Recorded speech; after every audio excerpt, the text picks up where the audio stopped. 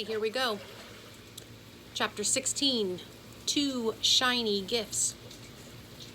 When Pearl arrived back at the old button factory, she sighed with relief.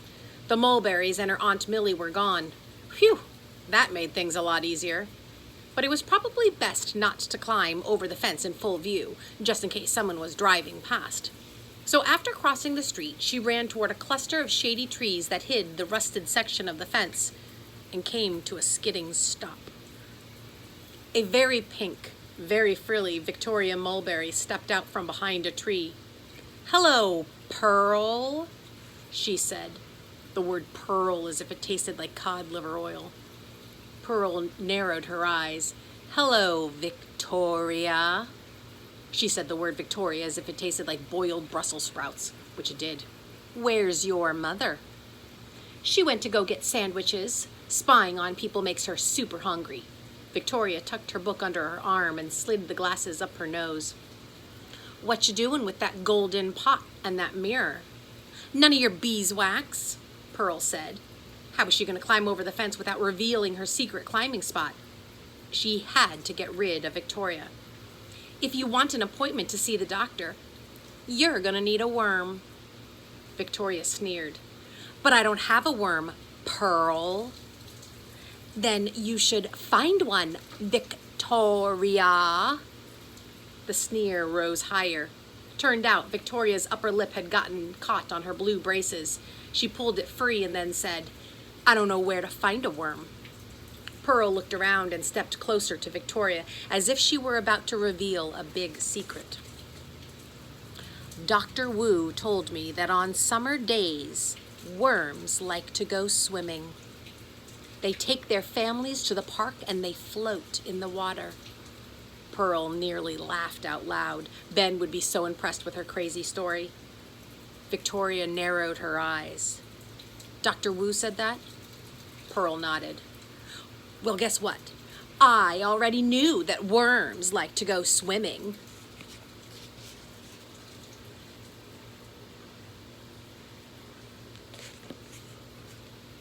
After a persnickety harumph, Victoria hurried away, her frizzy red hair and pink ruffled dress bouncing with each step. Pearl didn't waste another second. After sliding the mirror and the flip-flops through the bars and tossing the plastic pot over the fence, she climbed quickly, landing on the other side with a victorious smile, and then she ran to the lake. Ben and the leprechaun were still sitting on the island beach, a growing pile of fish between them. While the lake monster pulled weeds from the shallows and chewed, watching its captives with satisfying smile, Pearl went over her plan in her head. See, the goal was to get Ben and the leprechaun off the island. The leprechaun had said that the lake monsters have tiny brains. Lemonface, Pearl's parakeet, also had a tiny brain.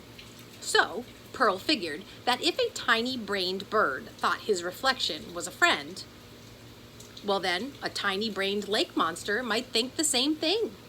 So her plan was to distract the monster with the mirror. Then Ben and Cobblestone could make their escape.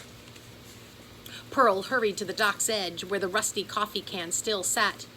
"Hello," she cried. "Hello, lake monster. I have a present for you." But the creature ignored her. "Hey, you!" The lake monster's head snapped around. A ray of sunlight had bounced off the pink mirror, casting a glow on the creature's face. It darted towards Pearl, slicing through the murky water like a knife, leaving two perfect waves in its wake. Wow, sure can move fast. In a split second, the creature loomed overhead, its great round eyes peering down with interest. "Hello," Pearl said with a nervous smile. The creature lowered its long neck and face until it was eye level with the mirror, and then it blinked, and it stared at its own reflection. What was that? A soft purring sound vibrated in its throat. Great! Her plan was working!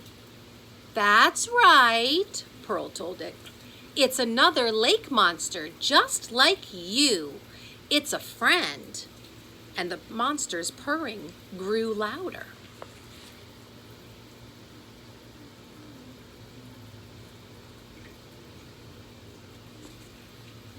"Pearl!" Ben yelled. "What are you doing?"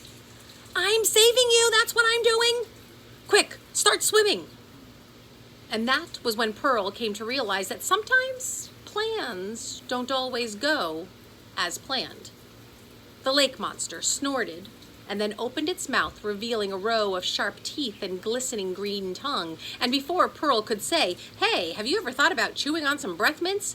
she, too, was lifted into the air. "Whoa!" she cried, her stomach clenching, and then she realized that she was riding in the mouth of a lake monster, which was actually a pretty cool thing indeed. At least, the monster didn't spin like the whirl-a-spin-tron at the Milkdale Country Fair. She stared worriedly at the hospital. Fortunately, no faces appeared in any of the windows. She held tight to the mirror in one hand, the golden pot in the other. As the creature picked up speed, its little teeth prickled through the waistband of her basketball shorts. And just as she thought how she might forget to breathe, Pearl landed on the beach with a plop. Ben rushed to her side. His short hair was now drenched in monster slobber. "Where's Mr. Tabby?" "We don't need Mr. Tabby because I have a plan." She scrambled to her feet. "A plan?" Ben's voice got kind of screechy. "A plan? Your plans are terrible. You took a leprechaun out of the hospital, a sick leprechaun." Right on cue, gold dust sprayed out of Cobblestone's nose. "What if he gets even sicker?" I know, Pearl interrupted. "You don't have to yell at me." Ben snapped his mouth shut. "I'm not yelling," he said between clenched teeth. "I am just pointing out the fact that this is a big mess. I should have listened to my grandfather. He told me you were a troublemaker." Tears stung Pearl's eyes, but she held them back. "That's a really mean thing to say. You're the one who talked me into leaving the hospital. You're the one who brought Cobblestone outside, and now we're stuck on this silly island." The leprechaun grunted in agreement. Pearl stepped aside as the lake monster lunged for the mirror. "Well, maybe that's all true, but I'm gonna fix things." She walked over to the leprechaun and set the gold pot at his feet. "I brought this. It's a present for you," she told him. "I'm sorry I took your gold." He dabbed his nose with his handkerchief. "This be present for Cobblestone?" "Yes, for Cobblestone's gold." "But Cobblestone's gold be across the lake," he said with a scowl. Pearl sidestepped again as the monster tried to grab the mirror. "We're going to get back across the lake because I brought something special." She held up the mirror. The monster immediately calmed down and stared, entranced by its own green reflection. Ben folded his arms and looked at the mirror, and then looked at the monster, and then back at the mirror. "I don't get it." "It's lonely," Pearl explained. "That's why it brought you here. But now it thinks that there's another lake monster on the island, so it might let us go." "Might?" said Ben. "Might let us go?" "I can't be sure, but I think it'll work." Pearl started walking down the beach, holding the mirror aloft. The creature paddled alongside, its graceful neck kept pace with Pearl. Pearl stopped at the trunk of a huge pine tree. "We'll put it here," she said. Ben and the leprechaun wandered over. "Can we use your hammer?" Pearl asked, pointing to the leprechaun's tool belt. The leprechaun shook his head. "Human hands never touch Cobblestone's hammer." "Then will you hang the mirror?" Pearl asked. "It might be our only chance to get off this island and get back to your gold." And with a grumble, the leprechaun pulled his hammer from his apron, along with a little nail. "Very well, Cobblestone will oblige." Ben knelt and the leprechaun climbed onto his shoulders. The monster watched as the little guy hammered 3 times, driving the nail through the pine tree's bark. Pearl handed up the mirror. As soon as it was in place, the leprechaun scrambled down. Green scales undulated as a shudder ran up the monster's neck. It smiled into the mirror and chirped. The sound was just like the one that Lemonface made when he talked to his own reflection. "It's working," Ben said with surprise. "Let's go," Pearl whispered. Ben was first to hit the water, Pearl close behind, and by the time she had waded up to her knees, Ben was already halfway across. "Come on, Cobblestone," she called. The leprechaun held tight to the plastic pot. He pushed through a small patch of lily pads and then stopped to sneeze. Pearl cringed. Could swimming make his cold even worse? She hadn't considered that. And all of his tools, they looked, well, really, really heavy. Maybe her plan wasn't so good after all. Cobblestone? Don't you think you should maybe take off your apron? He stepped deeper. The water reached his chest.